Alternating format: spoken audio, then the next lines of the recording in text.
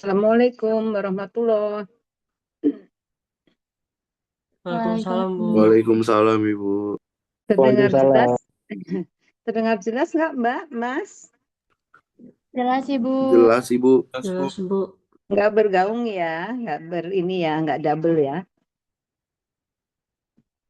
Oke, baik. Selamat pagi. Mohon maaf dulu nih sebelumnya, karena saya sebentar.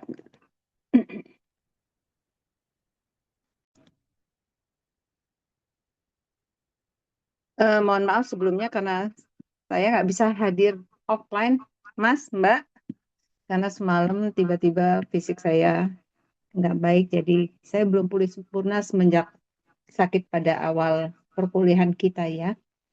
Ini sudah kuliah keempat sebetulnya, dan saya baru bisa masuk satu kali, mohon maaf. Di luar keinginan saya juga. Sebetulnya kalau mau cerita, minggu pertama kuliah itu saya sudah siap itu untuk hadir offline. Tetapi tiba-tiba saya sakit, sehingga saya tidak bisa hadir. Boleh tanya ketua kelasnya siapa ya? Halo, Mas, Mbak, Mas Aryo. Saya Bu PJ-nya Bu. Kalau untuk kompinya Reski Bu. Oh, Mas Aryo ya yang untuk PJ-nya kelas ekonomi bisnis ya. Oke, ini benar kedengaran ya suaranya ya. Perdengar, Ibu. Dengar Ibu. Dan Ibu. Oke. Soalnya saya nggak bisa ini menyimak dengan baik. Oke, jadi hari ini kita kuliah pertama. Mohon maaf, sebetulnya saya sudah siap hadir betul, tetapi tadi malam saya drop fisiknya, jadi saya nggak berani untuk memaksakan hadir di kelas. Jadi saya izin untuk Zoom online. Mas Mbak sudah pernah ketemu saya belum ya? Mas Arya dan teman-teman, ada Mbak Azura. Belum pernah ya? Belum. Kuliah mikro juga Belum, nggak Ibu. sempat kemarin. Kemudian di awal tahun lalu juga saya nggak sempat bertemu Anda sekalian karena ada sesuatu begitu. Jadi hari ini pertemuan pertama ya. Oke. Boleh nggak ada satu atau dua atau tiga orang yang on cam deh, Mas Arya, supaya saya bisa lihat ekspresinya karena saya nggak bisa lihat semua nih. Anda semua off cam. Ya, Mas Arya on cam. Mbak Azura coba. Siapa lagi itu? Mas Kahdil. Siapa yang bisa online? Yang nggak tergantung signalnya supaya saya bisa lihat respon Anda. Baik, kali ini kita akan, saya minta izin kepada Anda semua. Kalau untuk chapter kuliahnya nanti kita masukkan di apa? eh, saya bisa titip Mas Arya atau Pak Swendi ya. Mudah-mudahan udah serahkan semua chapter yang akan kita bahas. Saya akan lebih banyak membahas dari sisi praktek bisnisnya.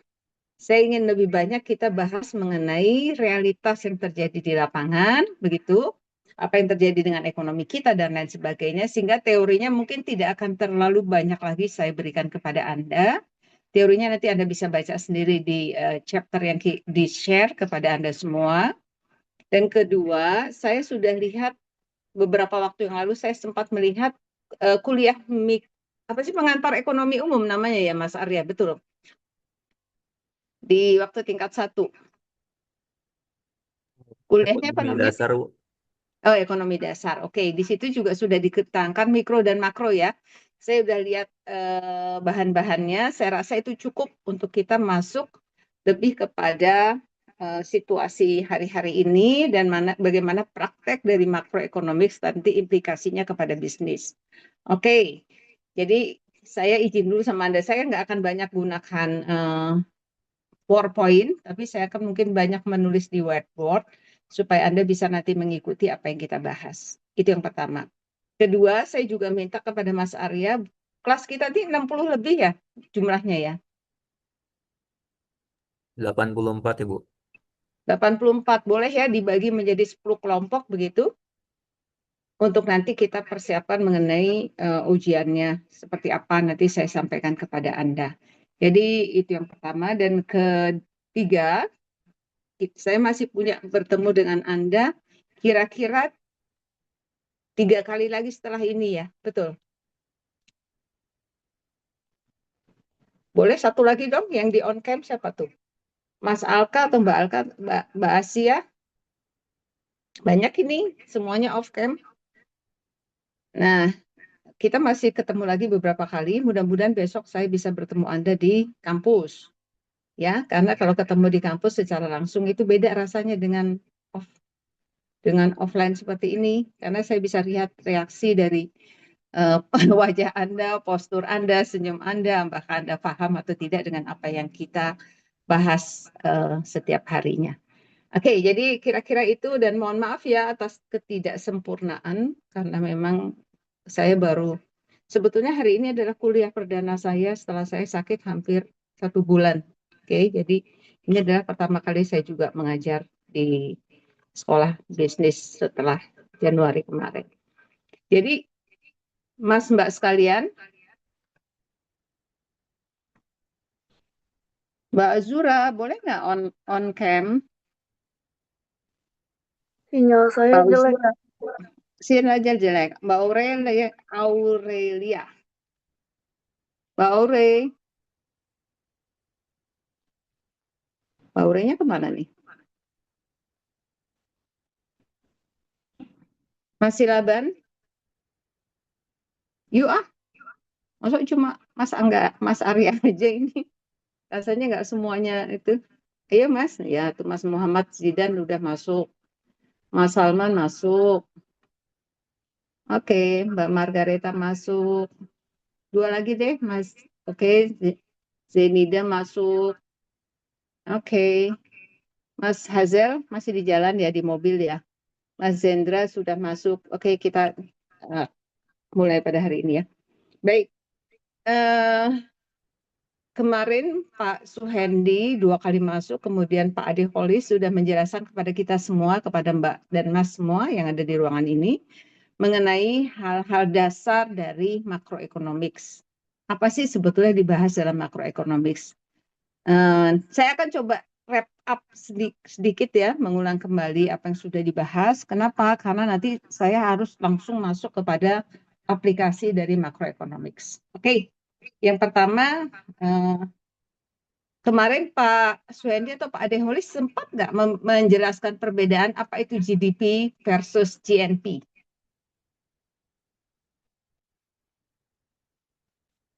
Mas, Mbak, Mas Raka, pernah nggak? Udah sempat belum Pak Suhendi atau Pak siapa namanya? Pak Ade menjelaskan apa beda antara GDP dan GNP?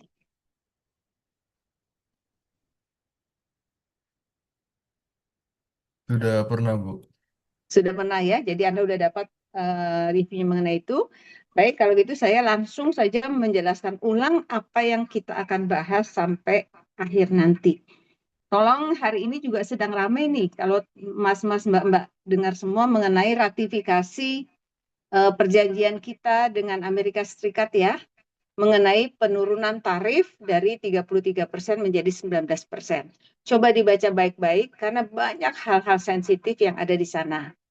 Ya, bagaimana nanti implikasinya kepada sektor pertanian, bagaimana implikasinya kepada apa namanya?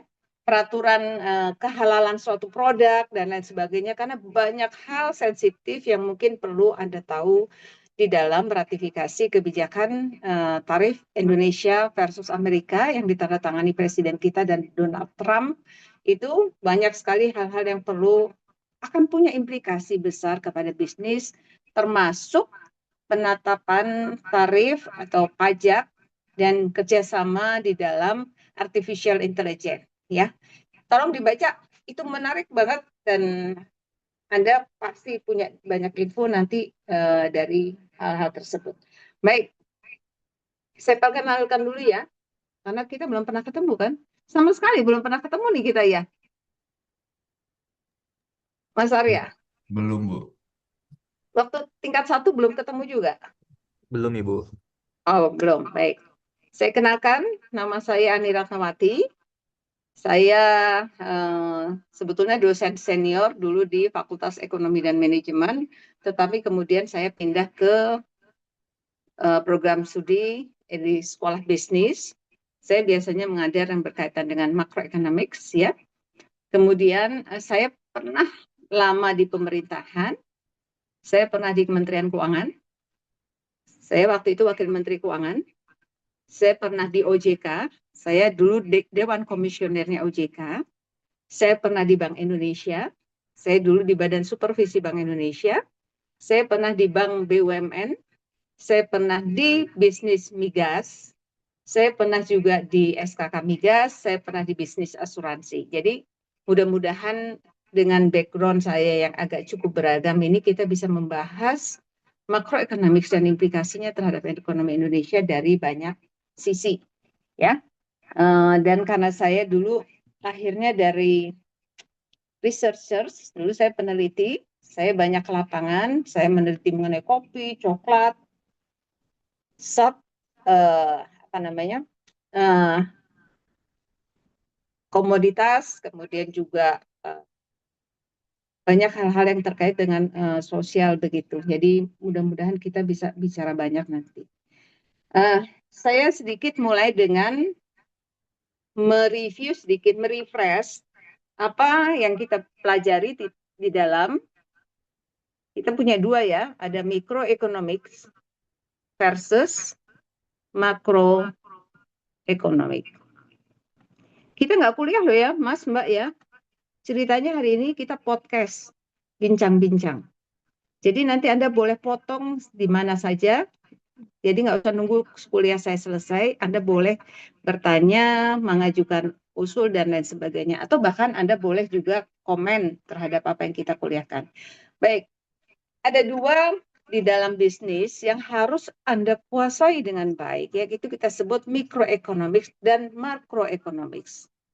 Apa bedanya microeconomics dan macroeconomics? Kalau Anda pakai kata-kata economics, ya, kalau economic nih, ini pasti bicaranya sama. Apa sih bicaranya? Adalah manage sumber daya yang terbatas.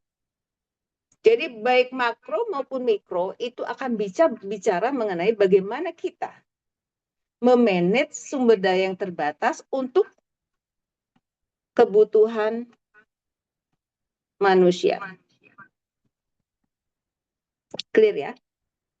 Jadi mau kita bicara mikro, mau kita bicara makro, pasti orientasinya bagaimana kita mengelola sumber daya yang terbatas, limited resources, untuk kebutuhan manusia yang tidak terbatas. Lantas apa bedanya mikro dan makro? Kalau bicara mikro berarti kita bicara mengenai analisis perilaku individu pelaku ekonomi. Oke. Makro apa itu? Analisis sama ini. Analisis perilaku. Bedanya kalau di mikro individu, di makro itu bicaranya mengenai agregasi dari pelaku ekonomi. Oke. Ya. Jadi dua-duanya bicara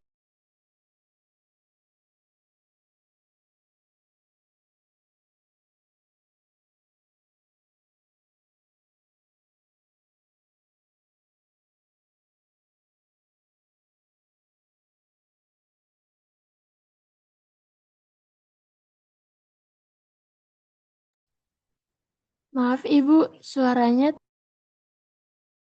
termute.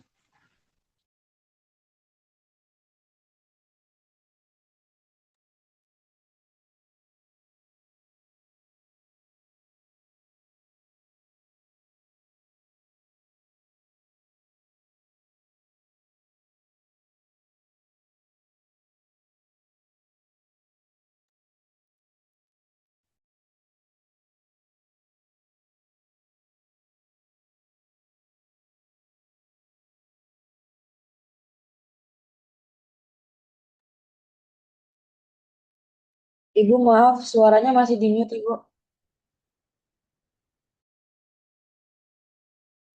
sorry, maaf Mas, Mbak. saya terlempar soalnya. Saya ulang ya. Oke, hilang ya. Jadi saya ulang ya. Mikroeconomic versus macroeconomics. Sudah keluar belum? Sudah Ibu. Sudah ya. Mikro ini bicara individu, makro itu bicara mengenai agregasi. Oke. Jadi, selama kita masih mengatakan ada identitas di sana, entah itu identitas nama manusia, atau sektor, atau produk, atau provinsi, maka sebetulnya kita masih bicara mengenai mikro. Ketika makroekonomik, Anda nggak bicara lagi mengenai sektor, tidak bicara lagi komoditas, tidak bicara lagi mengenai individu. Kita agregasi. Kita jadikan satu itu semua menjadi Indonesia, misalnya kita bicara mengenai Amerika dan maka kita bicara mengenai makro. Jadi bedanya hanya di situ. Kemudian di dalam mikro dan makro itu pasti ada dua hal. Ada yang kita sebut dengan producers, ada yang kita sebut dengan consumers. Ya.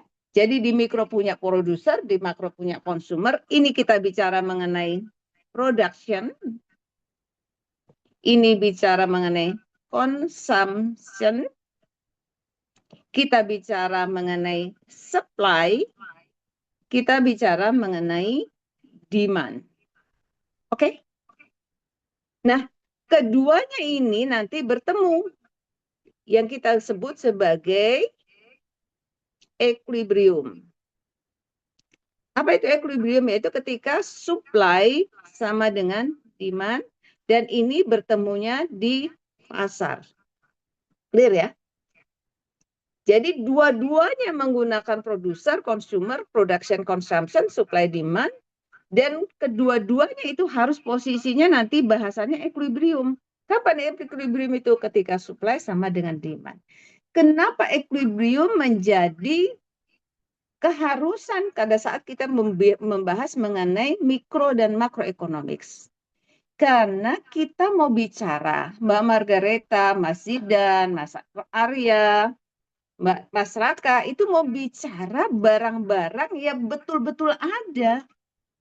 Barang-barang yang bukan dalam imajinasi kita. Barang-barang yang betul ada itu hanya terjadi ketika pembeli dan penjual bertemu transaksi. Clear ya? Karena kalau itu transaksi terjadi, pasti barang dan jasanya itu ada. Tidak mungkin Mas Zenida beli sesuatu, kemudian nggak ada penjualnya. Kita nggak bertransaksi, nggak mungkin terjadi. Jadi transaksi itu hanya terjadi kalau produser ketemu konsumen dan dia deal. Maka barangnya ada. Jadi ekonomi itu selalu bicara mengenai barang-barang yang real, barang-barang yang nyata, bukan barang-barang dalam imajinasi kita. Clear ya? Oke, oleh karena itu kita bicara tadi, kalau di production, kalau posisinya supply lebih besar dari demand, kan bisa begitu ya? Maka pasti di sini terjadi excess supply. Kalau demand lebih besar dari supply, pasti terjadi excess demand. Clear? Excess supply, excess demand kita udah tahu semua, udah hafal di sini nih. Mas Mbak tuh, kalau supply-nya berlebih, yang minta cuma sedikit, pasti harganya jatuh. Udah pasti. Kalau demand-nya banyak, yang jual sedikit, pasti harganya naik. Betul? Maka nanti ada equilibrium pasar. Kapan itu? Ketika supply dan demand-nya mengadjust kembali, terjadi equilibrium ketika transaksi itu diperdagangkan. Oke, nah apa bedanya kemudian nanti mikro dan makro? Di dalam equilibrium pasar ini, kalau kita bicara mikro, ekonomi, kan ada equilibriumnya PQ. Sorry.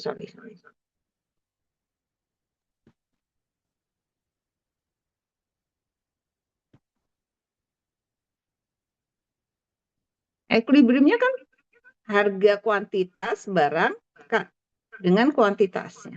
Betul. Harga kalau Anda bicara pasar beras, pasti horizontal line-nya kuantitas beras yang diperdagangkan, vertikalnya pasti harga beras. Kalau makro apa? Makro nanti kita akan bicara equilibriumnya adalah General Price Index dan GDP real. Oke. Jadi apa bedanya makro sama mikro? Sama, persis. Dia pakai analisis supply demand. Dan kurva supply itu pasti slope-nya positif. Benar nggak, Mas Raka? Kurva supply itu pasti slope-nya positif. Benar? Karena supply itu siapa? Supply itu kan produsen. Kalau Anda jadi produsen, orientasinya pasti Anda ingin profitnya maksimum. Maka katanya produsen, kalau harga pasar makin mahal, saya mau jual lebih banyak. Karena potensi untung saya bertambah. Maka kurva supply itu selalu positif. Hampir tidak pernah ada kurva supply yang slope-nya negatif. Sepakat? Oke. Kurva demand itu membayangkan kita sebagai konsumen. Mbak Dewi sebagai konsumen, Mas Akram sebagai konsumen. Apa keinginan konsumen? Keinginan konsumen kalau bisa kita dapat harga barang yang semakin murah. Benar? Kata konsumen kan gini, ya kalau harga barang makin murah, saya mau beli lebih banyak lah, Bu. Betul nggak? Apalagi kalau dikasih gratis. Mau nggak Anda? Gratis mau? Mau, pasti maksimum. Tapi kalau harganya mahal sekali, beli nggak Anda? Enggak. Artinya kurva demand pasti slope-nya negatif. Mau Mbak Dewi bicara mengenai pembelian beras, mau Mas Raka bicara mengenai pembelian motor, mau Mas Arya mau bicara mengenai pembelian buku. Selalu kalau harganya lebih mahal, kita cenderung membeli lebih banyak. Tapi kalau harganya murah, kita cenderung membeli lebih banyak. Kalau harganya mahal, kita nggak mau beli. Clear ya? Oke. Nah, oleh karena itu, kan kita bahas di mikro. Saya mau balik dulu ya ke mikro dan makro, nanti baru kita bicara lagi yang lain-lain. Habis itu, kuliah hari ini saja, Anda udah bisa jadi asistennya Pak Purbaya. Kenal Pak Purbaya? Kenal? Itu sedang jadi idola kan? Semua orang kayaknya, wah luar biasa begitu. Pak Purbaya itu teman saya. Kita sering ketemu. Nanti kita bahas lah ya. Yang Pak Purbaya sampaikan. Pak Purbaya ingin pertumbuhan ekonomi 6% katanya minimal. Kalau bisa nanti 8% 2 tahun dari hari ini. Kita bahas ya hari ini. Pokoknya kuliah hari ini membuat Anda paling tidak sudah bisa jadi asisten ahlinya Pak Menteri Keuangan.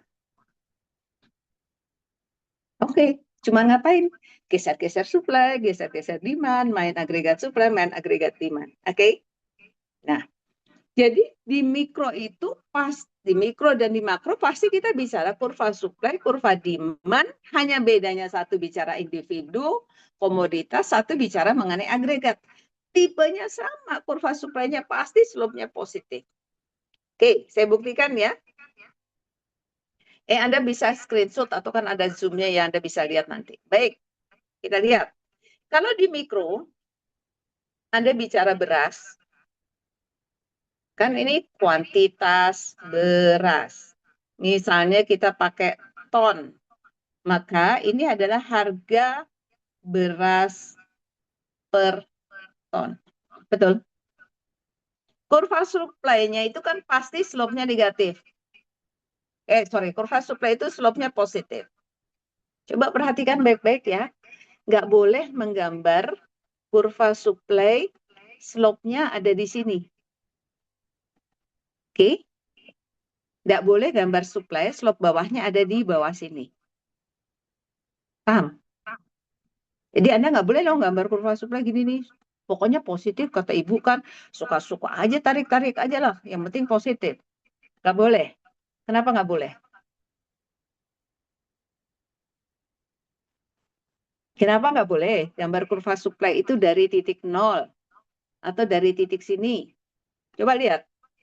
Kalau saya tarik ke bawah, ini berarti kan kalau ini di titik nol, Anda mau mulai produksi walaupun harganya nol.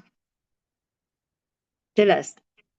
Kalau Anda pakai angka ini, berarti angka 0,2, 0,1, 0,3, Anda sudah produksi.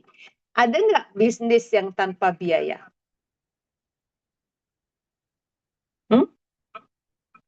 Ada tidak bisnis yang dimulai tanpa biaya? Nggak ada, Bu. Nggak ada. Paling nggak ada tenaga Anda. Tenaga Anda itu kan harus dikompensasi. Paling nggak kalau Anda bisnis makanan pasti ada bahan bakunya. Jadi menggambar kurva supply itu nggak boleh di titik nol. Kenapa? Karena ini mencerminkan fixed cost yang harus Anda siapkan sebelum mulai bisnis. Clear? Jadi nggak boleh suka-suka lu ya. Mentang-mentang Bu Ani bilang kan supply slope-nya positif, tarik aja gitu. Nggak boleh. Kemudian kenapa nggak boleh juga di sebelah sini? Ini nggak boleh. Coba kalau kita tarik ke bawah. Anda mulai jualan kalau harganya minus. Ada harga minus nggak dalam ekonomi? Paling rendah harganya zero. Zero itu berarti Anda berikan gratis, kira-kira begitu ya. Jadi oke, jadi kurva supply hati-hati Anda tidak boleh tarik sembarang garis karena dia punya makna di dalam. Atau udah dijelasin belum di mikro? Mudah-mudahan udah, atau dosennya kelewatan aja, terlewat aja maksudnya, bukan kelewatan loh, maksudnya terlewatkan. Tapi kurva demand boleh gambarnya begini. Kenapa kurva demand boleh gambarnya seperti itu? Kurva demand slope-nya negatif kan ya? Karena demand itu menggambarkan konsumen dan konsumen itu mau memaksimumkan kepuasan. Apa kata konsumen? Kalau saya dapat gratis di mana? Ini bukan. Harganya berapa? 0. Maka saya mau ambil semua yang bisa saya ambil. Clear? Jelas ya? Saya udah lihat tuh Mas Dendi dan ngangguk-ngangguk sekarang. Oke, terima kasih Mas. Jadi saya tahu Anda paham. Kalau Anda paham, yang lain bisa lah. Kalau yang lain nggak kelihatan wajahnya nih, susah lihat fotonya Mas Hotmail cemberut gitu. Jadi gimana coba profile picture-nya? Jadi saya nggak tahu paham apa enggak. Kata kurva demand juga, kalau harga terlalu mahal, mana? Titik B. Betul? Katanya apa? Kalau harga terlalu mahal. Q-nya berapa? Q-nya 0 kan? Artinya saya nggak mau beli sama sekali.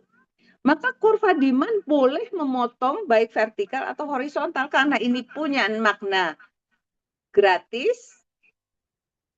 Kalau ini punya makna terlalu mahal. Clear? Jelas? Ya, oke. Sekarang, kalau kurva di mikroekonomi, konsumen itu pasti slope-nya negatif. Produsen itu pasti slope-nya positif. Karena dia maksimisasi profit, yang lumayan ya, ini filosofinya. Maka orang yang memaksimisasi profit mengatakan kalau harga makin mahal, saya mau beli lebih banyak. Kan begitu. Kurva beras, komoditas beras pasti gambarnya seperti ini. Mobil pasti gambarnya seperti ini. Kemudian apa lagi? Kopi pasti gambarnya seperti ini. Rumah gambarnya seperti ini. Minyak gambarnya seperti ini. Ya enggak? Anda masyarakat mau nggak dapat rumah gratis? Mau, Bu. Mau. 1 apa 2? Dua Bu nggak apa Bu? 2 apa 3? Tiga. 3. Kan nggak mikirin yang lain Mas Raka. Biarin aja Pak Dewi, nggak usah dikasih lah rasanya. Boleh 3, 3 aja ngambil. Kan begitu. Tapi karena Mas Arya bilang gini, Mas Arya baru mulai kerja nih. Baru mulai kerja, gajinya 20 juta lah per bulan. Tiba-tiba dia ditawari rumah. Bagus, rumahnya keren lah. Tapi dia harus bayar kreditnya 22 juta. Kata Mas Arya gimana? Ambil aja sama Bu Ani lah, nggak usah. Itu kan? Ya karena gajinya belum cukup. Ada periode di mana dia terlalu mahal, sehingga kita nggak masuk di dalam budget kita. Kira-kira begitu ya. Nah, kalau mikro, kurva demand itu pasti slope-nya negatif, kurva supply slope-nya pasti positif. Jadi supply beras pasti dia slope-nya positif, supply sapi pasti begini, supply coklat pasti begini. Oke. Ada yang mau protes sama saya? Enggak Bu, kurva supply saya enggak begini, kurva supply saya backward. Pertanyaan saya sekarang kepada Anda. Kalau kemudian saya bicara makro, makro itu kan mengagregasi kurva demand individu, mengagregasi kurva supply individu. Pertanyaan saya, kurva demand-nya agregasi bakalan positif atau negatif slope-nya?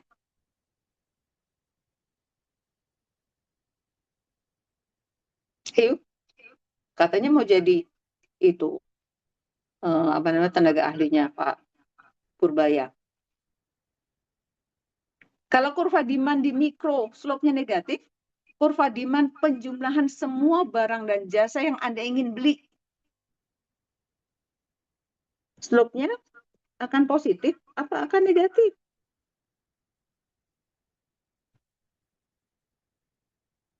Kita mau bicara makro nih.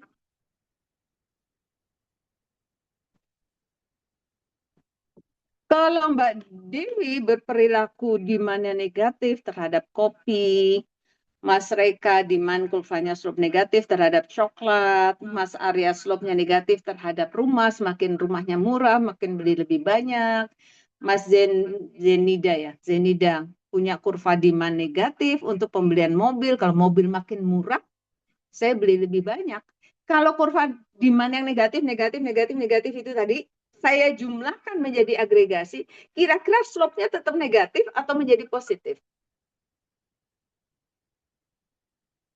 Pasti slope-nya akan tetap negatif. Betul. Ini adalah agregat demand. Apa itu? Penjumlahan seluruh permintaan barang dan jasa yang ada di dalam suatu negara. Adalah penjumlahan kurva demand dari seluruh barang dan jasa, dari semua individu, semua jenis produk, semua sektor, dan lain sebagainya. Maka kurva demand pasti slope-nya negatif. Clear? Oke. Nah, kurva supply-nya pasti juga positif. Kenapa? Karena dia menjumlahkan seluruh penawaran barang dan jasa dari semua produsen yang ada di Indonesia. Clear? Kan nanti Anda belajar tuh ngunurin kurva demand pakai apa tuh? Persamaan. Mau menurunkan kurva supply pakai rumus. Nggak usah susah-susah lah, saya ajarkan yang paling sederhana aja pakai logik. Mas Zidan, bisa ngikutin? Oke. Betul?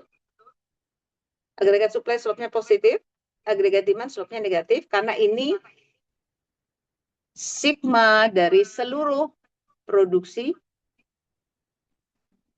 karena ini adalah sigma dari seluruh permintaan.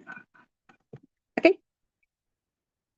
Pertanyaannya adalah, kalau penjumlahan seluruh produksi, tadi ada beras, coklat, minyak, kain, dan lain sebagainya, kita jumlah, kan tadi kalau di mikro, horizontalnya kuantitas bukan?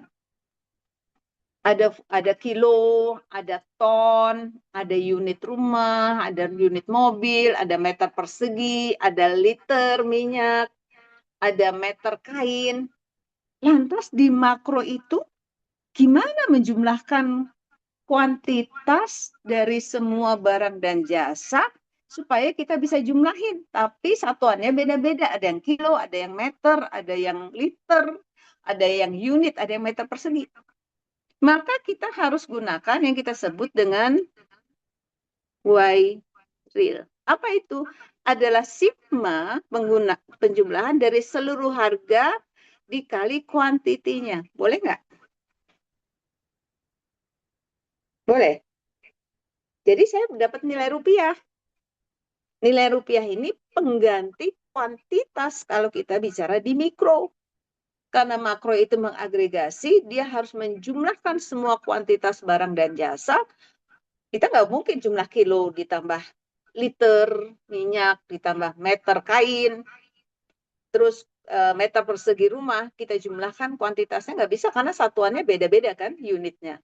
Maka untuk bisa dijumlahkan, kita menggunakan harganya kali kuantitas beras, tambah harga kopi, kali kuantitas kopi, tambah harga minyak goreng, kali kuantitas minyak goreng, maka kita dapatkan nilai rupiahnya kita jumlahkan.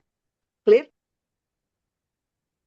Jadi ini Y real, kan suka disebut GDP, kadang disebut GNP. Boleh nggak ini saya ilustrasikan sebagai kue nasional? Boleh? Saya bayangkan itu sebagai kue besar negara kita yang terdiri dari segala macam barang dan jasa, kuantitas, tetapi supaya bisa dijumlah dia dalam nilai rupiah. Clear? Jelas sampai sini? Soalnya wajahnya nggak banyak nih yang kelihatan. Palingnya senyum-senyum aja nih. Paham? Ada yang belum paham? Ini kalau di kelas enak saya. Kalau di kelas tuh kelihatan yang ngantuk kelihatan, yang lagi melamun, yang lagi patah hati kelihatan. Kalau di Zoom nggak kelihatan, yang hanya yang buka Zoom-nya dan hanya beberapa orang. Jadi saya nggak punya respon yang lengkap ya. Oke?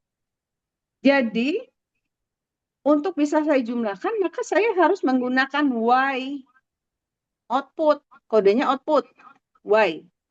Kalau di mikro kodenya kuantitas. Dalam nilai rupiah dan real. Anda udah diajarkan ya kemarin beda real sama nominal ya. Sudah belum? Sudah ya.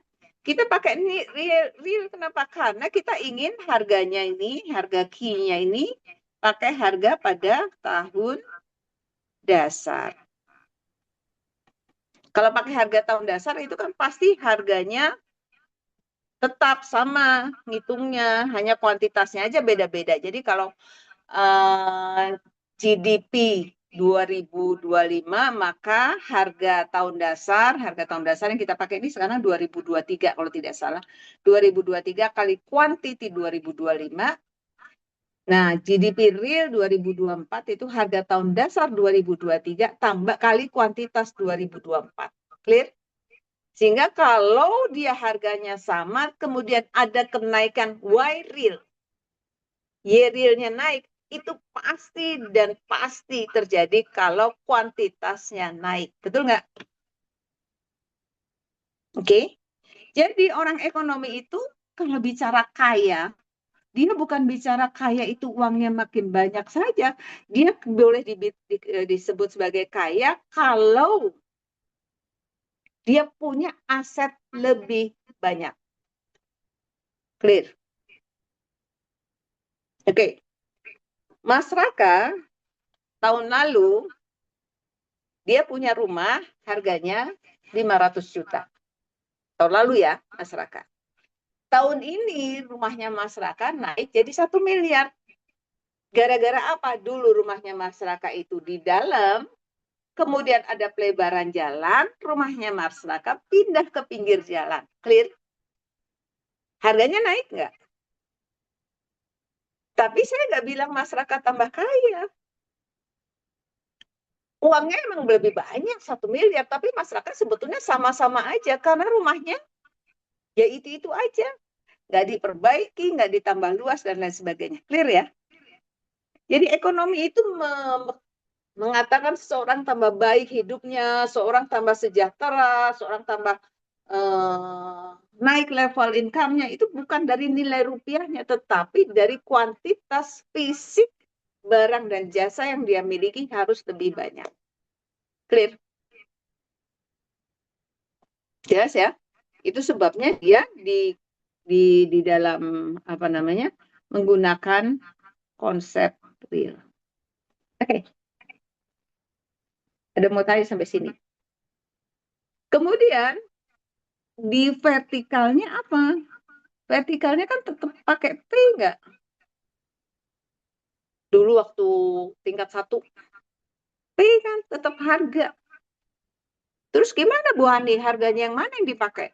Harga si mobil atau coklat atau rumah atau harganya di jumlah seperti tadi? Oke. Di dalam konsep makro harganya bukan di jumlah, oke? Bukan di jumlah harga kopi tambah harga coklat nanti jadi P-nya seperti di nasional kue nasional ini. Tapi P-nya adalah kita sebut dengan General Price Index. Mungkin kuliahnya waktu itu sama Pak Ade Holis ya? Sama Pak Ade Holis nggak? Yang kita kenal sebagai GDP deflator.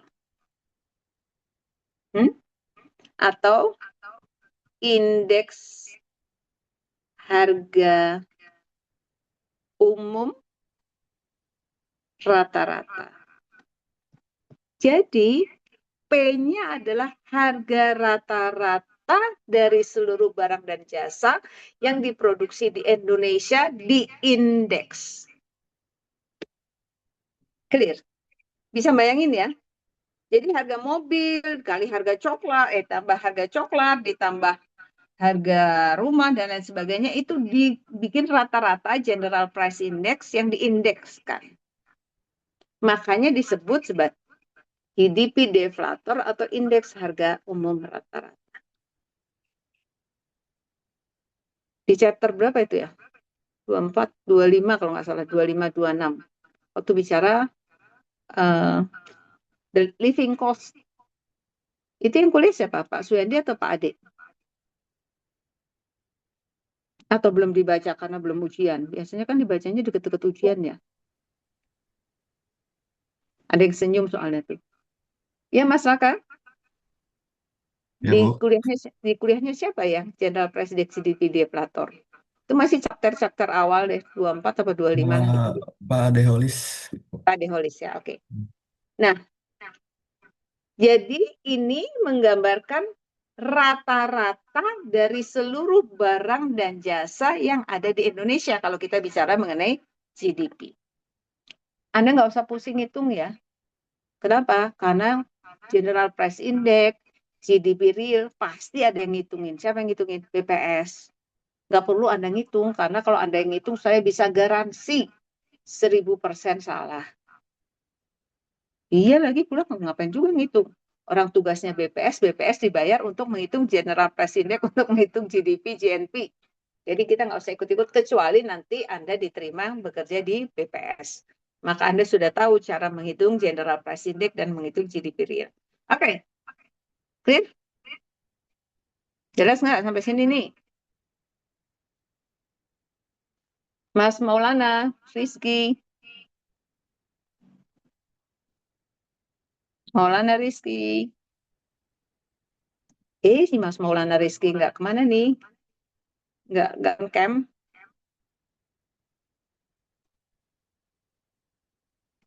Ayu. Mas Adi Suta. Karena kalau Mas Arya, Mbak Dewi, Mas Sidan, Mas Raka, saya udah tahu wajahnya. Oke, paham. Yang lain dong ngetes satu lagi. Mas Adi Suta.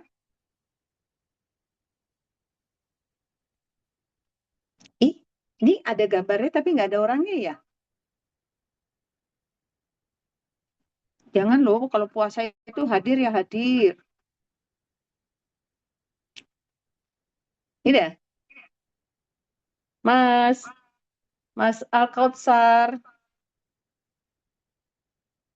nggak ada semua. Paling nggak ada jawab deh. Iya Bu, ada.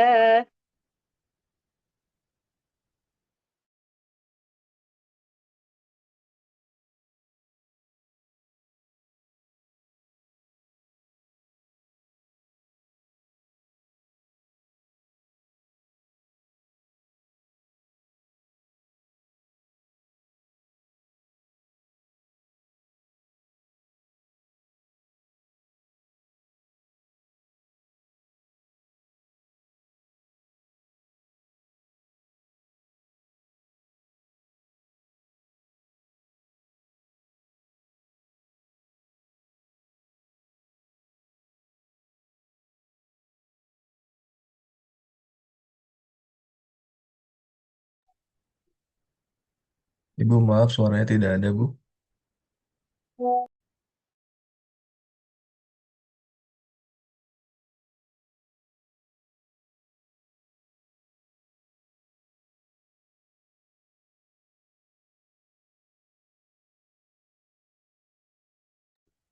Mohon maaf ya, tiba-tiba sayanya terlempar ini keluar. Kedengeran sekarang suaranya Mas. Terdengar Ibu. Aman.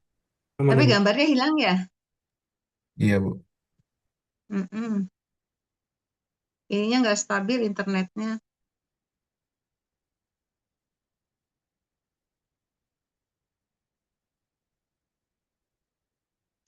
Saya pindah aja deh ya. Saya pakai ini aja deh. Ini jelek sekali internet.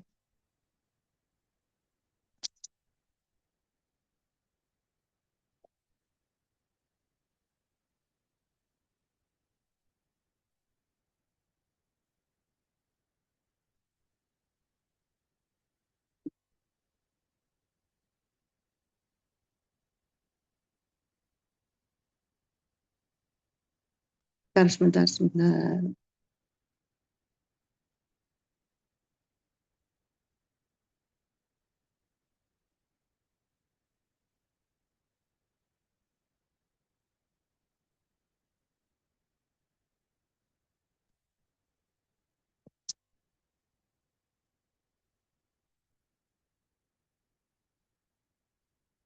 Ntar ya Mas, Mbak.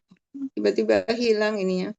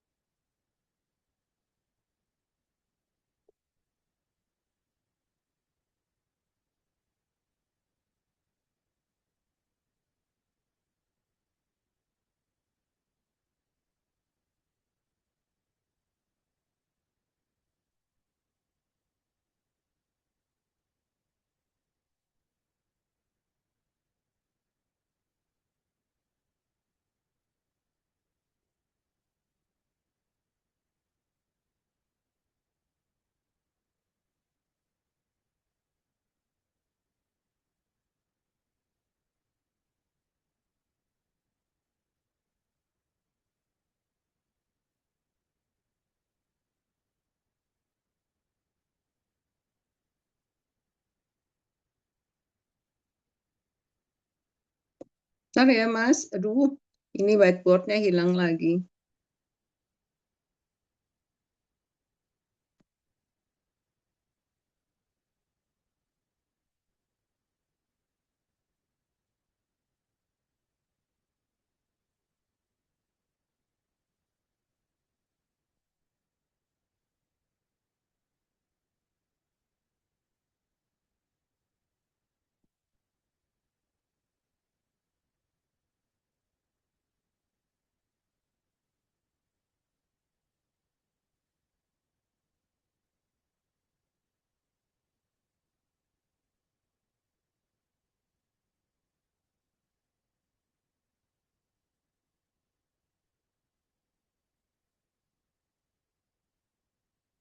Bisa kelihatan nggak ini gambarnya?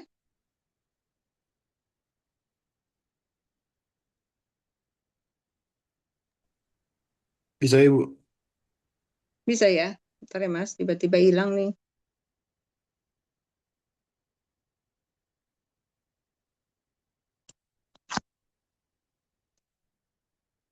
Saya gambar ulang ya.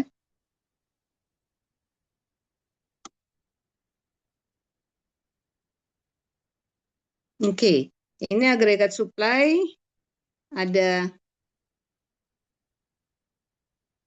agregat demand. Oke, ini adalah Y real-nya. Kemudian ini adalah harga rata-rata dari seluruh barang dan jasanya. Oke, jadi equilibriumnya adalah pasti kan Y real nih. Y real itu menggambarkan tadi sigma harga kali quantity. Clear? Dan P-nya ini menggambarkan adalah GDP deflator. Oke. Apa itu GDP deflator? GDP deflator itu menggambarkan harga rata-rata dari seluruh barang dan jasanya. Siapa yang menghitung? BPS. Gimana BPS menghitung? Dulu awal sekali GDP itu dihitung dengan hanya 6 komoditas dasar. Kemudian dia dihitung dengan 9 komoditas. Kemudian rubah lagi menjadi 11. Dan sekarang ini komoditas yang dihitung dalam harga rata-rata barang dan jasa itu ada di kira-kira 430 jenis barang dan jasa. Dengan kata lain, ini menggambarkan pergerakan dari rata-rata seluruh barang dan jasa. Oleh sebab itu nanti kan kita punya equilibrium nih. Ini equilibrium. Kita punya Y equilibrium. Oke. Nah, kita nanti kalau orang makro,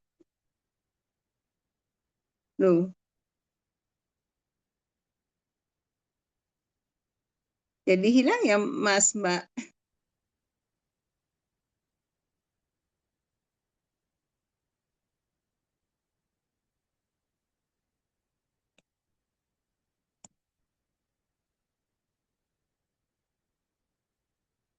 Maaf. Hilang ya Mas Mbak Tadi sempat hilang gambarnya? suaranya Bu. Oh, kalau gambarnya enggak sih Bu? Gambarnya enggak? Enggak. Oh, gambarnya masih ya? Soalnya di saya hilang ini soalnya.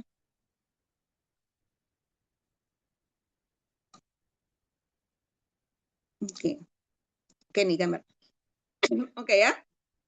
Jadi kalau orang makro itu punya goals. Apa goalsnya? Goalsnya orang makro itu 4. 1. Dia ingin pertumbuhan ekonomi tinggi. Kedua, orang makro itu pasti kalau bicara makro ya, bicara mengenai equilibriumnya, dia ingin pengangguran, unemployment-nya pasti ingin rendah. Ketiga, pasti orang makro itu ingin inflasi itu moderat. Kenapa moderat? Karena kita ingin harga barang-barang itu paling tidak bisa juga cukup terjangkau oleh seluruh masyarakat Indonesia. Dan yang keempat, kita ingin balance of payment-nya surplus.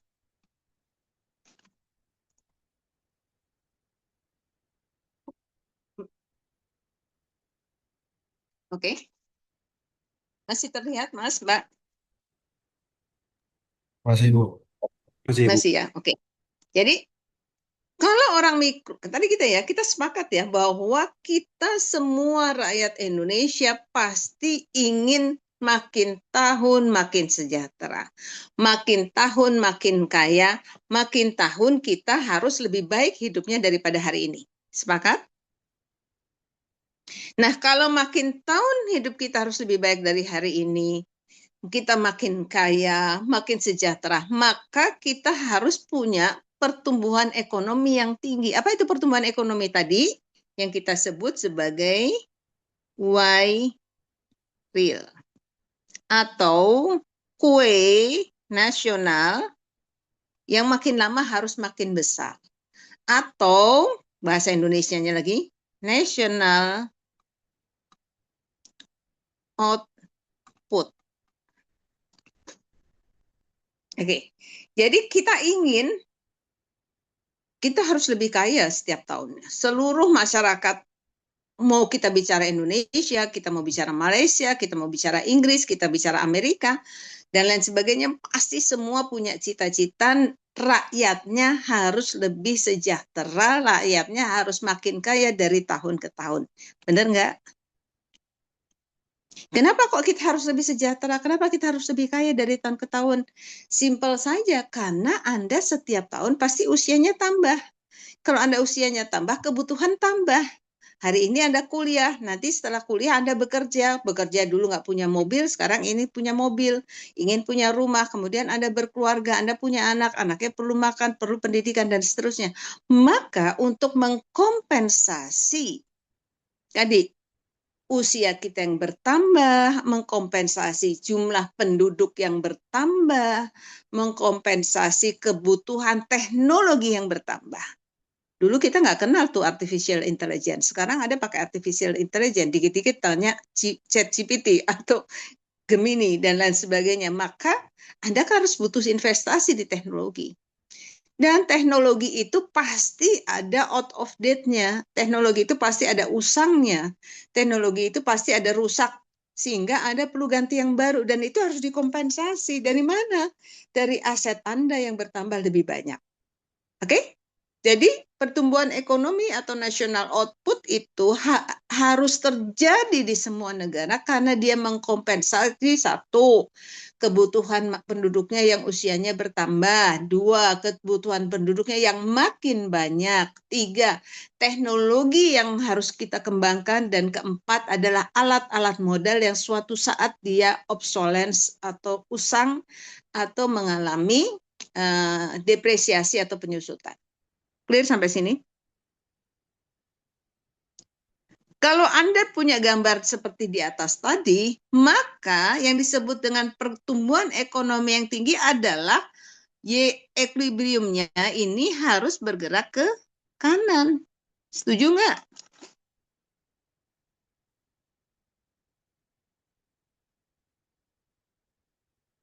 Setuju nggak?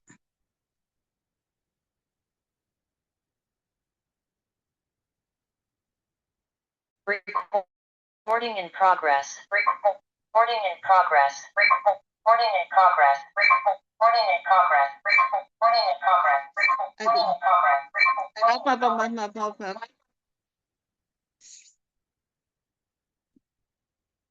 Paham? Ada bisa ikutin? Berarti bergerak makin ke kanan. Saya bertanya sekarang sama Anda yang ada di ruangan ini. Kira-kira kita bergeraknya ke kanan tuh sedikit aja atau Anda ingin bergerak ke kanan dari equilibriumnya itu yang besar? Bergeraknya makin sedikit aja di sini atau Anda ingin kalau bisa yang sebesar yang kita inginkan? Yang mana? Anda ingin pertumbuhan ekonominya kecil atau Anda ingin pertumbuhan ekonominya besar?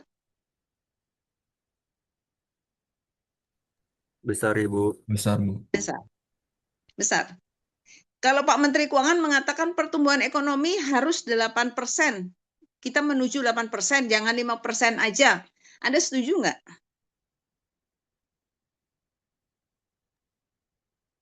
Anda setuju? Pak Yudi mengatakan, Pak Menteri Keuangan mengatakan bahwa pertumbuhan ekonomi harus 8%. Presiden RI Pak Prabowo juga mengatakan pertumbuhan ekonomi kita harus 8%, akan menuju 8%. Kapan? 2 tahun dari sekarang, kira-kira 2027-2028. Kalau saya ditanya, Bu Ani, 8% setuju? Saya bilang harus kok. Jangankan 8%, 11% aja harus. Kenapa? Karena Tiongkok RRT, Korea Selatan, Jepang bisa maju seperti sekarang karena pertumbuhan mereka itu pernah 2 digit hampir selama 10 tahun berturut-turut. Clear? Jadi mereka punya pertumbuhan ekonomi 2 digit itu hampir, Tiongkok itu hampir 10 tahun, 11 tahun, Korea Selatan mengalami 7 tahun terus-terusan, Jepang gitu. Sehingga apa? Ekonominya, kue nasionalnya itu tumbuh lebih besar dibandingkan jumlah penduduk. Sehingga kalau dibagi per kapita, semua orang dapat potongan kue yang lebih besar. Sepakat sampai sini?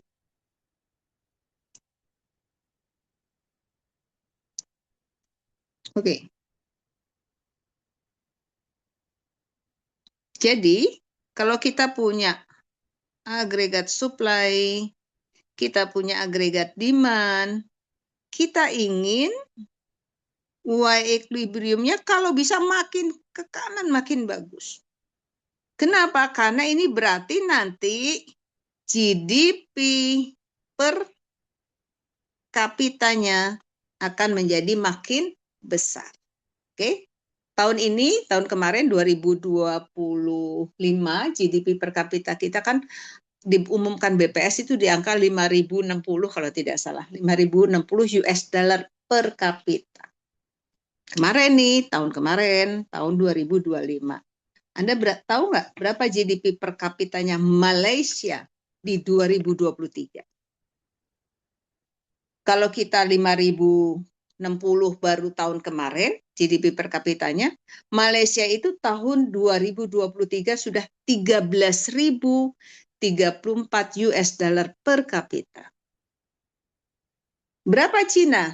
Cina itu 2023 itu di 12.541 US dollar per kapita. Berapa Jepang? Jepang itu di 33.950 US dollar per kapita. Berapa Singapura? Singapura 87.884 US dollar per kapita. Anda mau tetap 5.000 atau paling enggak ikut Malaysia 13.000? Atau kalau enggak kita sama dengan Singapura 87.884 US dollar per kapita. Ingin yang mana? Tentunya kita ingin kalau bisa GDP per kapita kita makin tahun itu harus makin tinggi karena kita punya cita-cita Indonesia emas. Kapan itu Indonesia emas? Di tahun 2045. Berapa GDP per kapitanya di 2045 supaya kita menjadi Indonesia emas itu ada di harga 30.300 US dollar per kapita. 30.300 US dollar per kapita 2045. Sekarang masih 5.000. Berarti harus naik berapa kali lagi? 6 kali lipatnya. Pertanyaannya 2045 itu tinggal 20 tahun dari hari ini. Dan 33.000 itu masih sepertiganya Singapura pada tahun 2023. Clear? Jelas? Halo? Mbak, Mas? Jelas, Ibu. Jelas, oke. Ini soalnya ini saya sedang error nih, apa namanya nih? Zoom-nya. Kok tiba-tiba hilang nih? Ada yang present ya? Mbak Hadis Najmi. Coba di stop Andanya supaya saya bisa hilang soalnya gambarnya saya. Maaf Ibu, udah Ibu. Udah ya. Maaf ya Mbak. Ini soalnya lagi error nih. Ininya saya.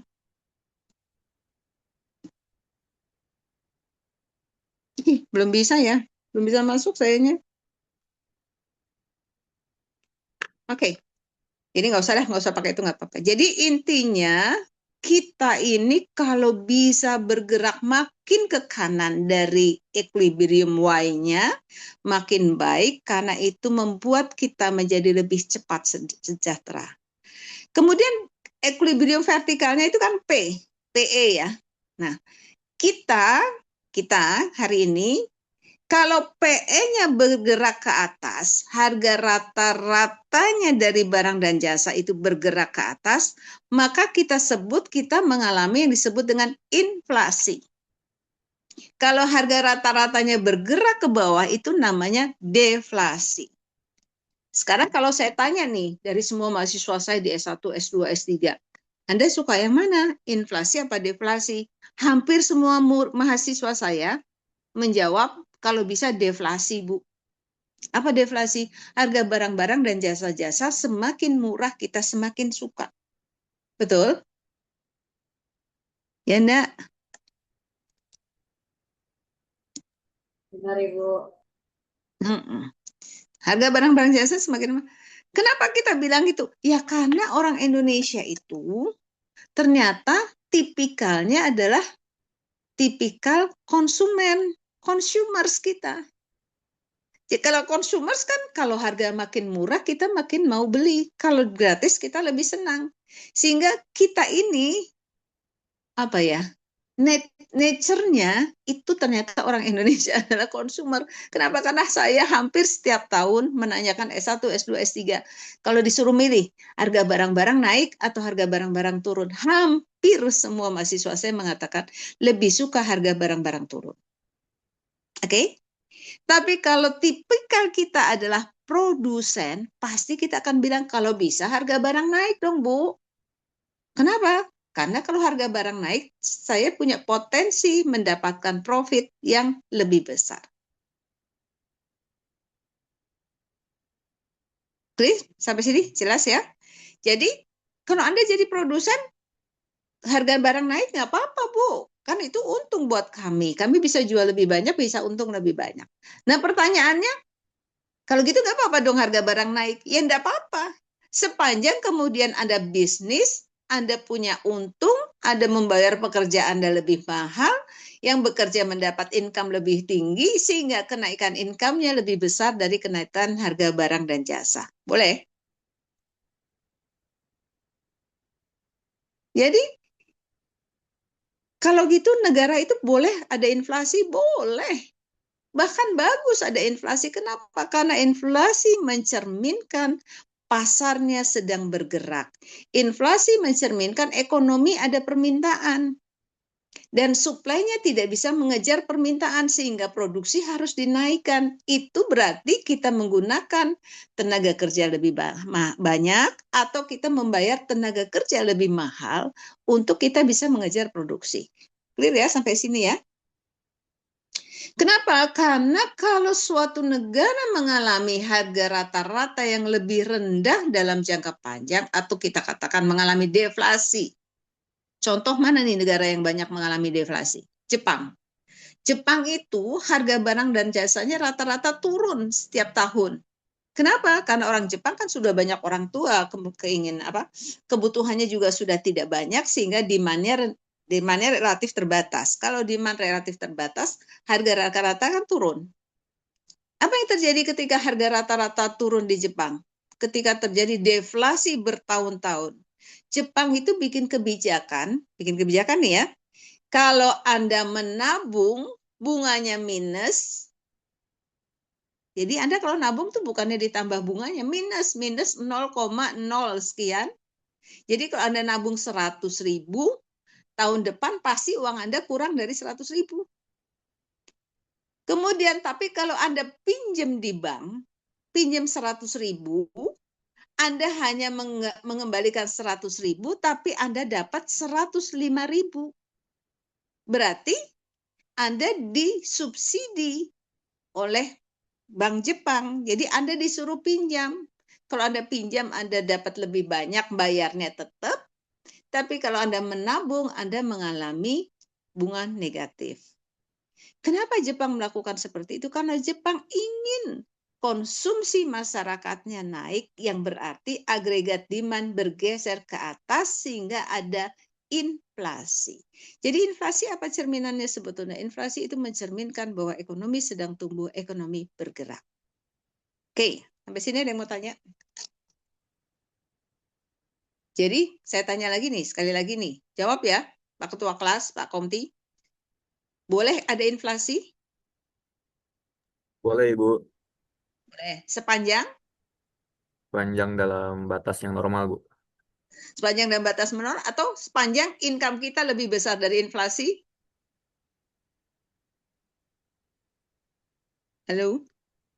Sepanjang income kita naik lebih besar dari inflasi. Clear? Karena deflasi yang berkepanjangan itu juga tidak menguntungkan bagi ekonomi. Sampai sini? Paham? Sekarang, karena ekonominya ini saya belum bisa pakai whiteboard-nya soalnya ini.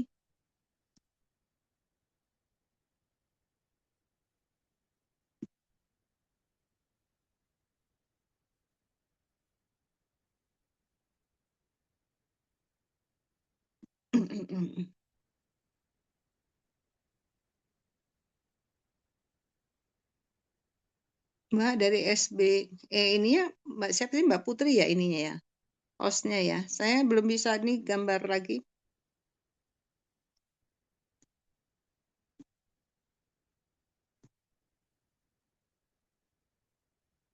Oke. Ya. Kalau ini agregat supply, ini agregat demand. Oke, jadi saya ingin equilibrium. Kalau ini tahun 2025, maka 2026 saya ingin bergerak ke kanan. Setuju? Kalau ini ada harga 2025, maka saya boleh nih naik di 2026. Oke, boleh naik yang lebih sedikit kecil sepanjang tadi kenaikan harganya atau kenaikan income kita lebih besar dari inflasinya. Jadi kalau kenaikan income Anda 6%, inflasi tahun lalu kan 3,3%, berarti Anda masih lebih untung daripada kenaikan harga karena income Anda 6%, kenaikan harganya cuma 3%, berarti Anda masih net dari income Anda. Sekarang saya tanya, kalau Anda punya titik equilibrium adalah di titik A, kemudian Anda ingin outputnya naik lebih besar, kemudian boleh ada inflasi, bisa nggak ditarik garis equilibrium baru? Ini adalah equilibrium baru B yang kita inginkan. Paham? Gimana caranya dapat equilibrium B? Supaya cita-cita Presiden pertumbuhan ekonomi 8%, inflasi hanya 3%, penganggurannya turun, bisa terpenuhi. Ya udah, Anda kan udah gambar ini 8%. Oke? Ini sekitar 2% plus minus 1%. Maka titik equilibriumnya titik B kan? Gimana caranya dapat titik B? Ya berarti kurva agregat supply-nya harus bergeser ke kanan. Ini agregat supply yang sekarang, yang pertama di sini, 2. Dan agregat demand-nya harus bergeser ke kanan. AD1 menjadi AD2. Sampai sini paham?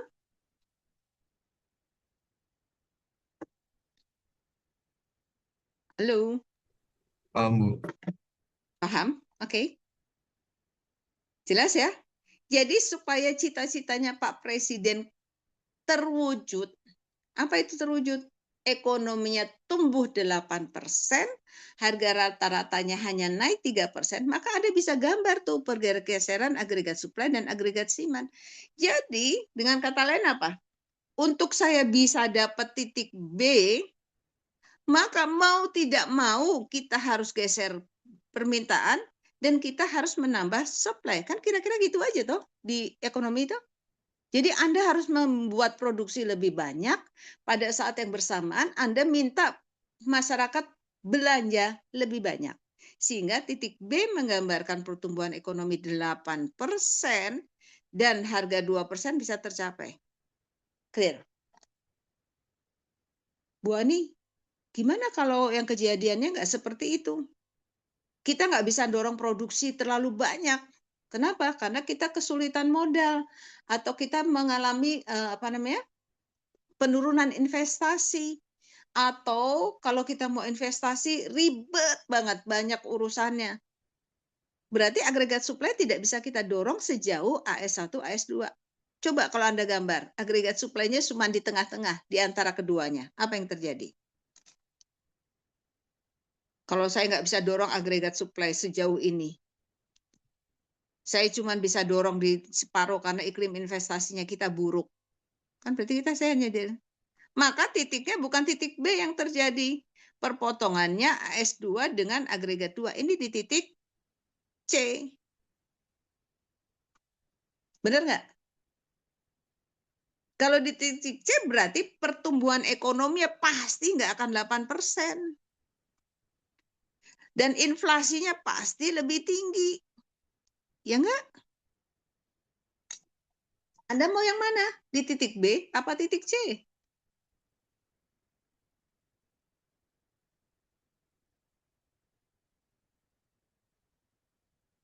Mas, Mbak? B, Bu. B. Supaya apa? Supaya pertumbuhan ekonominya, kue nasionalnya besar, inflasinya terkendali pada 2% plus minus 1. Yang tadi Mas Arya bilang moderat. Inflasinya nggak terlalu tinggi. Kan begitu. Jadi sebetulnya ekonomi itu bicara apa tadi? Kita pengen pertumbuhan ekonominya tinggi. Kita pengen inflasinya moderat. Kita ingin unemployment-nya rendah. Penganggurannya sedikit. Supaya apa? Semua orang Indonesia punya kesempatan bekerja untuk dapat income. Unemployment lihat di mana? Nih. Unemployment bisa dibaca di titik ini. Kok bisa dibaca di situ, Bu? Iya. Kalau pertumbuhan ekonominya makin tinggi, kue nasionalnya makin banyak, kan itu harus pakai input yang makin banyak. Kalau input makin banyak, pabrik makin banyak. Berarti penggunaan tenaga kerja makin banyak. Jadi national output yang makin besar, pengangguran bisa kita kurangi. Jelas sampai sini? Jadi ini output real ini menggambarkan tidak hanya kue nasional yang makin banyak dibagi ke banyak orang, tapi juga menggambarkan unemployment yang makin rendah. Di atas ini, pergerakan di sini menggambarkan bagaimana harga-harga bisa kita jaga pada level yang paling tidak masih memberi kebaikan. 2, 1 menjadi insentif bagi produsen untuk bekerja karena harga naik kan, jadi ada profit, Anda masih mau bekerja, dan bagi konsumen itu ada lapangan kerja tercipta sehingga dia bisa menghasilkan income yang lebih besar daripada level inflasinya. Oke. Ada yang mau tanya sampai sini?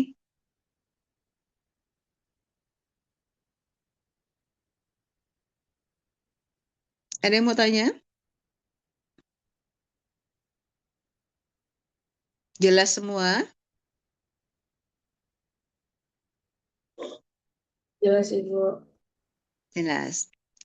Jadi, kalau Pak Yudi pengen pertumbuhan ekonominya 8%, terus Pak Menteri Keuangan ingin inflasinya terkendali, ingin unemployment-nya turun, kemudian ingin ada surplus dari neraca pembayaran kita, nanti saya terangin ya balance of payment-nya, mungkin nggak hari ini, besok aja.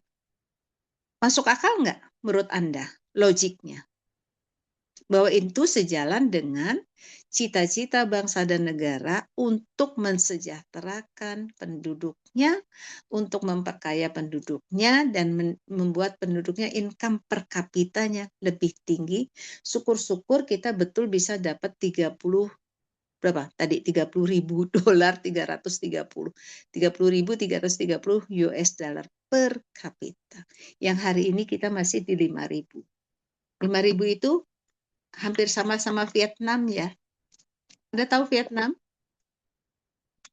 Vietnam itu baru merdeka dari penjajahan, kan ada perang Vietnam Amerika ya tahun 1975, Anda belum lahir. Jadi Vietnam itu baru bebas dari perang dengan Amerika di 1975. Dan Vietnam pada tahun 1975 itu hancur-hancuran ekonominya, pertaniannya jatuh, segala macamnya jatuh. Kemudian kita merdeka tahun 1945. lebih dulu 30 tahun. Betul nggak? Hari ini kita jual beras ke Vietnam atau kita import beras dari Vietnam?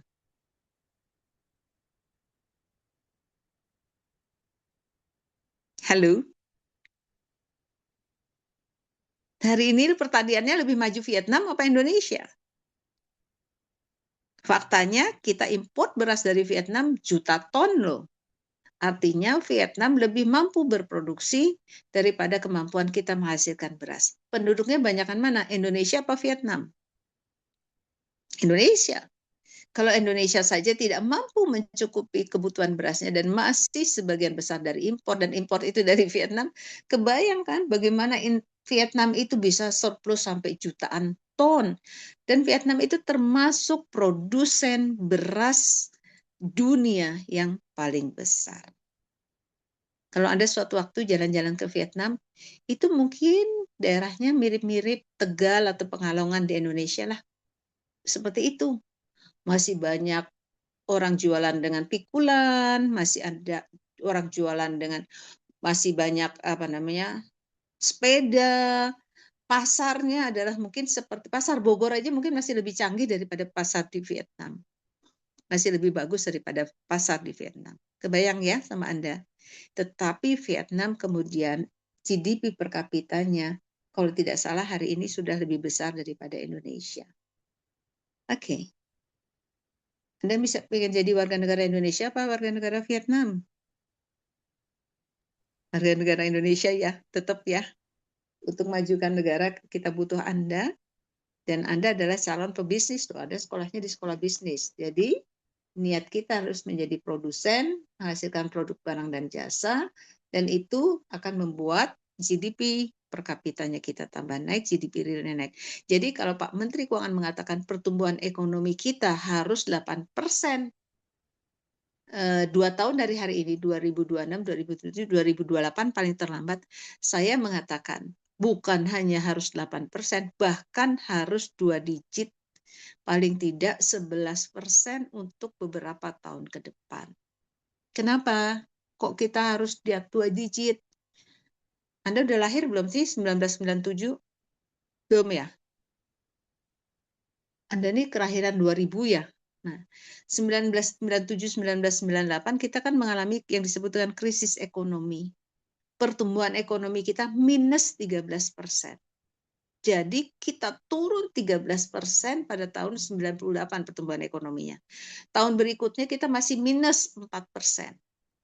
Tahun berikutnya baru 0. Jadi kebayang tuh minus 13, minus 4, berarti udah minus 17 kan?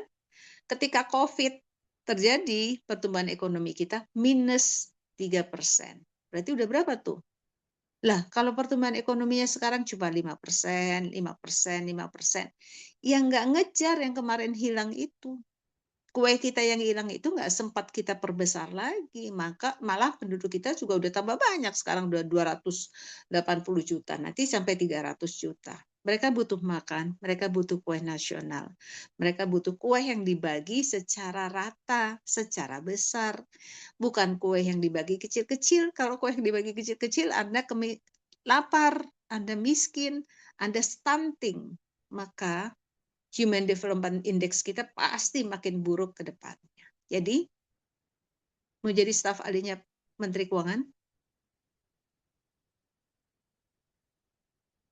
Tuh, gak ada yang jawab. Halo? Masih kedengaran nggak saya nih? Jangan-jangan saya bicara sendiri. Masih, Bu. Ibu. Masih. Oke. Mau jadi staf ahlinya Menteri Keuangan? Kan cuma belajar gambar gini aja kan? Pak, supaya ekonominya 8%, supaya ekonominya 11%. Jadi Bapak harus geser agregat supply yang banyak. Tapi juga menciptakan permintaan bagi produk-produk kita. Ya gitu kan? Permintaan produk kita kan pasti ada 2. Satu dari domestik, satu dari luar negeri. Berarti kita harus ekspor lebih banyak, tapi juga konsumsi domestik, kalau bisa jangan dari barang-barang impor. Dari barang-barang konsumsi kita, dari barang-barang produksi kita sendiri. Jadi agregat demand-nya bisa kita geser besar. Agregat supply-nya bisa kita geser. Coba Anda gambar lagi ya di kertas Anda sendiri. Kalau agregat demand-nya bisa Anda geser lagi karena Anda bisa mendorong permintaan luar negeri melalui ekspor dan Anda bisa mengunci tuh impor baju-baju bekas kita, terus bisa mengunci impor ilegal kita. Terus kita nggak perlu tuh beli vas bunga dari Cina, kita nggak perlu beli cangkul dari Cina, kita produksi sendiri. Kemudian kita apa lagi? Buah-buahan kita nggak import misalnya, tetapi diproduksi di dalam negeri, agregat demand kita bergeser lagi nggak dari agregat D2 ke atas? Kan bisa bergeser lagi. Kalau AD2-nya makin besar bergeser ke atas dan itu diminta dari barang-barang domestik, berarti kita punya kans nggak untuk menggeser produksi kita lebih banyak produksi domestik ke kanan? Iya. Coba Anda gambar kalau AD-nya naik menjadi AD3, AS-nya naik menjadi AS3. Ini saya gambar ya. Ini naik nih. Jadi AD3, kemudian AS-nya menjadi AS3. Apa yang terjadi? Pertumbuhan ekonominya akan besar sekali dan inflasinya juga makin bisa Anda kendalikan. Oke. Ada yang mau tanya?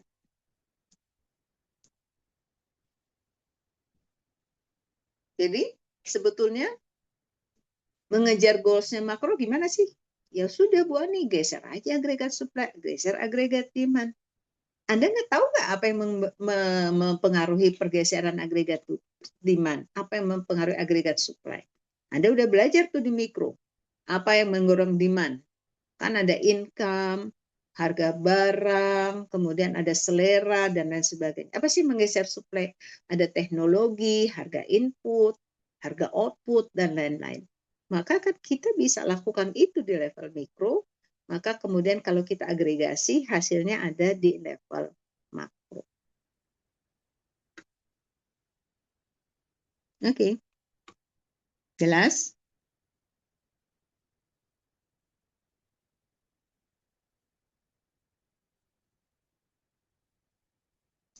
Ada yang mau tanya?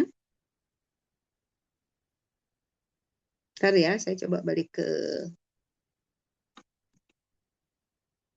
Bisa ikutin? Ini makin hilang nih yang... Mas Arya bisa ikuti? Bisa Ibu. Mas Arif Maulana?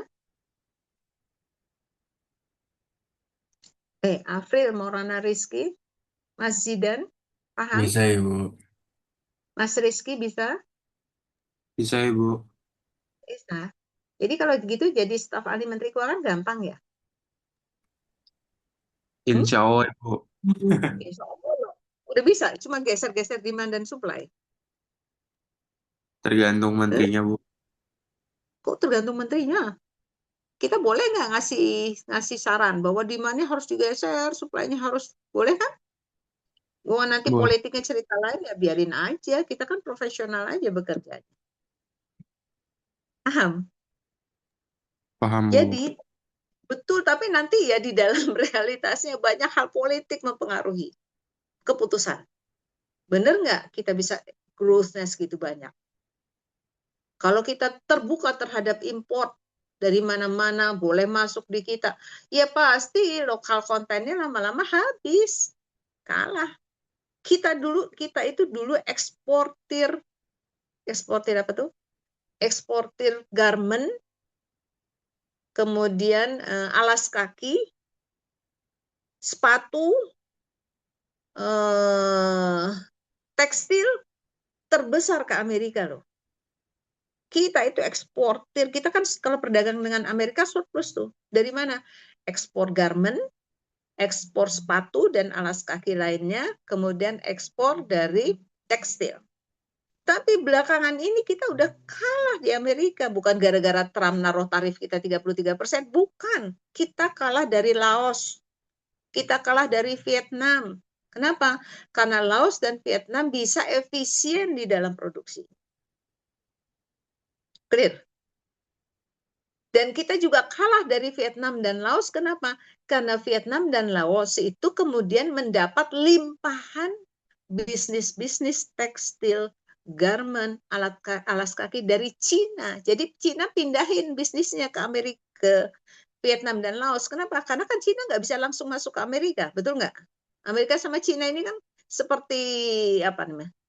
Tikus dan kucing aja mereka bertengkar terus. Gegara apa? Karena Amerika neraca perdagangannya mengalami defisit dan defisitnya makin besar terhadap Cina.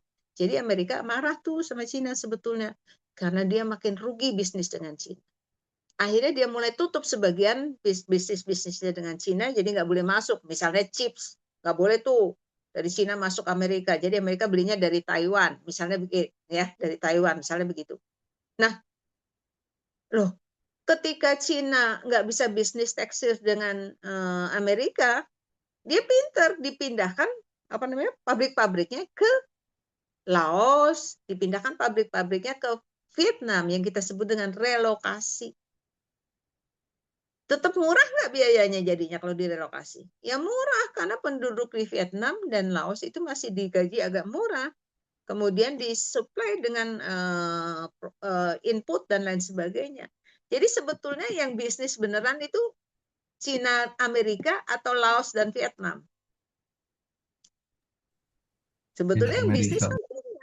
kan tapi Laos dan Vietnam kebagian tetap karena ada pabrik di situ, bisa menyerap tenaga kerja dan lain sebagainya. Clear ya? Itu bisnis tuh. Kebayang nggak? Mas Arya bisa ngikutin? Paham? Mas Zidan bisa? Benar, udah kebayang ya? Yang kuliah Pak Suhendi 2 kali, Pak Ade Holis sekali itu sebetulnya sampai kita nanti kuliah ke-7 itu bicara mengenai apa? Bagaimana menggeser-geser agregat supply, agregat demand supaya kita dapat pertumbuhan ekonomi yang besar, kita mengurangi pengangguran, harganya bisa kita jaga dan kita bisa surplus perdagangan. Itu kan cita-cita kita. Kalau gitu kita kaya nggak nanti? Kaya.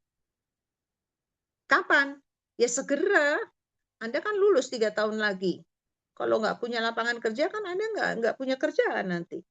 Kalau bisnisnya nggak bagus kan kita nggak bisa produksi, nggak bisa bisnis. Income kita nggak naik begitu kira-kira. Oke.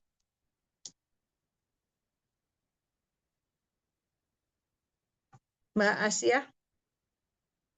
Yuk, buka dulu deh semuanya. Udah mau selesai nih. Anda on cam sebentar. Kan kita sampai jam... Ya, oke. Saya minta Anda buka bukan apa-apa. Saya cuma mau lihat wajah Anda senyum, apa cemberut, atau lagi apa mikir gitu. Mbak Kusti Putri, oke. Bisa ngikutin? Bisa, Ibu. Oke, bisa. Mas Bayu Ananta, mana Mas Bayu hilang? Bisa.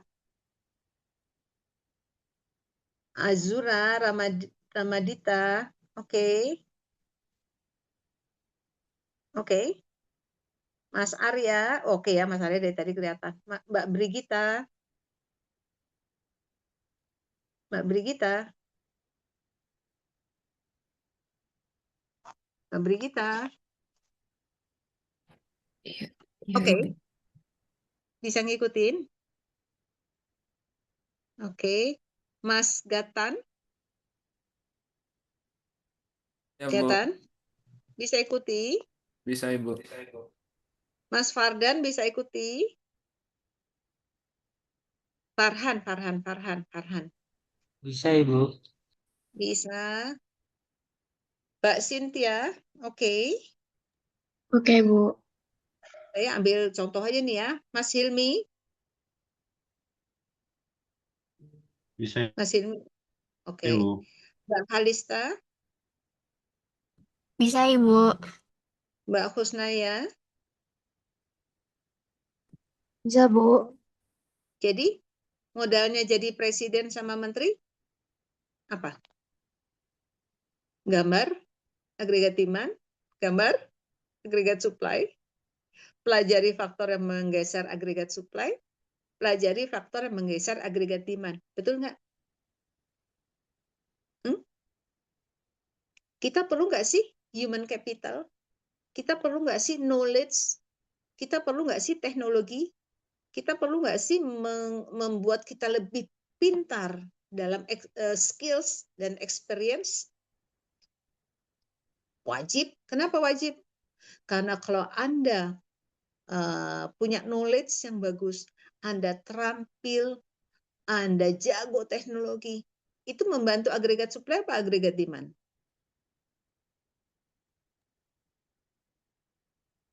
Agregat supply ya, Mbak Reta ya. Mbak Reta bilang agregat supply. Bisa dorong agregat supply ke kanan yang banyak nggak gitu? Kalau human capitalnya bagus. Jago teknologi, jago bikin chips, jago bikin wah segala macam lah. Teknologinya bisa lakukan pengeboran minyak lepas pantai laut dalam, bisa mengeksploitasi Freeport dengan teknologi kita sendiri. Kira-kira kita bisa geser supply banyak nggak ke kanan, Mbak Dwi Rahma? Bisa. Mas Farhan? Bisa. Bisa Ibu. Nah, kalau kita dorong supply ke kanan banyak banget, bisa nggak produksinya, outputnya lebih besar dari yang pada hari ini? Jangankan 8%, 11% kita bisa. Mungkin. Mungkin. Mungkin. Dan human capital hanya bisa didapat kalau Anda punya knowledge, Anda punya experience, punya skill. Itu sebabnya Anda kuliah. Jadi kuliah itu sebetulnya apa? Menambah knowledge kita, menambah experience kita, menambah skills kita. Mungkin ada di Anda-Anda yang sudah bisnis. Terus bilang, bukan saya udah bisnis, udah untungnya gede, ngapain juga kuliah? Lah, Anda sekolah di SP untuk apa? Pasti karena Anda ingin dapat knowledge. Anda ingin dapat perspektif lain mengenai makro. Coba nanti Anda baca ya, perjanjian kerjasama Indonesia-Jepang dalam konteks penurunan tarif. Itu ada klausal kita harus belanja dari Amerika kira-kira 33 miliar US dollar. Kita harus belanja ke Amerika 33 miliar US dollar dan diantaranya itu belanja dalam bentuk beras, padi, jagung, kedelai. Kalau kedelai saya masih oke lah, karena kita nggak bakalan bisa produksi kedelai dengan jumlah yang besar. Kenapa? Karena kedelai itu unik. Dia butuh suhu tertentu, butuh kondisi iklim tertentu, butuh jenis tanah tertentu. Kita nggak bisa ngejar Amerika dalam konteks produktivitas. Tapi kalau jagung kita bisa produksi sendiri kan, di mana-mana juga kita bisa tanam jagung. Kalau kemudian kita import dengan harga yang kompetitif dengan jagung produksi domestik, kira-kira bikin persaingan nggak dengan produksi pertanian kita nanti di level petani?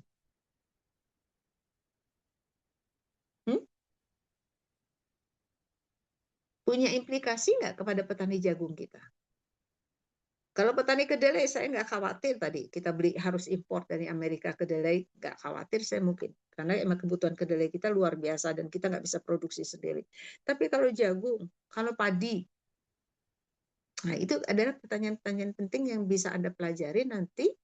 Apa implikasi dari kebijakan tarif kita dengan Amerika yang baru diratifikasi tanggal 19 Februari yang lalu. Berarti kira-kira 4-5 hari dari hari ini ya. Itu implikasinya kepada kita. Dan coba Anda pelajari bagaimana perjanjian kita mengenai artificial intelligence, meta, dan lain sebagainya. Apa implikasinya terhadap revenue tax kita. Oke. Jadi ini pembuka aja. Ini kuliah pembuka ya, belum kuliah beneran ya. Ini mah enggak. Sampai akhir nanti kita juga hanya ngobrol seperti ini. Saya nggak akan pakai terlalu banyak berteori. Saya ingin bawa Anda ke dalam realitas. Kenapa? Karena sebetulnya bisnis adalah membaca bagaimana negara ini akan bekerja. Oke. Sebelum saya tutup, ada yang mau tanya? Ini dari berikan belum sama Pak Suendi sama Pak Ade? Apa yang saya sampaikan? Mbak, Mas, kok nggak ada yang jawab? Satu aja. Kenapa Ibu? Yang saya sampaikan tadi kemarin sudah diberikan belum oleh Pak Hendi dan Pak siapa namanya itu? Pak Hendi dan Pak Ade. Materinya sudah ada Ibu. Enggak, udah diberikan seperti yang saya sampaikan tadi? Halo, Mas, Mbak. Sudah Ibu, sudah. Sama persis seperti yang saya sampaikan tadi. Jadi ini hanya mengulang sebetulnya. Mas Raka, Baru beberapa sih, Bu. hah? Baru Beberapa beberapa. lagi belum dijelaskan. Oke. Jadi saya mengulang ya, nggak apa-apa ya. Kenapa? Karena ini adalah dasar dari macroeconomics. Sampai Anda selesai, kita hanya belajar agregat demand, belajar agregat supply, kita belajar faktor yang mempengaruhi agregat demand, faktor yang mempengaruhi agregat supply, kita nanti bicara kebijakan ada fiskal moneter, itu sama bicara demand dan supply. Oke, sampai ini dulu ya, mudah-mudahan minggu depan kita bisa kuliah di ruangan, karena kalau di ruangan saya lebih bisa melihat bagaimana tingkat pemahaman Anda. Kalau ini saya pakai feeling aja, mudah-mudahan Anda dapat menangkap esensinya. Jadi kita belum bahas tuh. Tadinya hari ini saya niat bahas apa yang disampaikan Pak Menteri Keuangan, bahwa kita ini sedang mencekik diri kita sendiri sehingga ekonomi kita tidak tumbuh. Sehingga Pak Yudi menaruh uang 276 triliun di perbankan. Gimana sih implikasinya? Tadinya saya mau bahas itu hari ini. Tapi pertama tadi ada kesulitan di di Zoom-nya, sehingga saya nggak bisa penuh menyampaikan. Sampai ketemu minggu depan, mudah-mudahan doakan saya sehat ya, supaya saya bisa ketemu Anda di ruangan. Amin. Oke, Assalamualaikum. Waalaikumsalam. Waalaikumsalam warahmatullahi wabarakatuh. Waalaikumsalam. Makasih, Bu. Terima kasih, Bu. Makasih, Bu. Makasih, Bu. Sama-sama.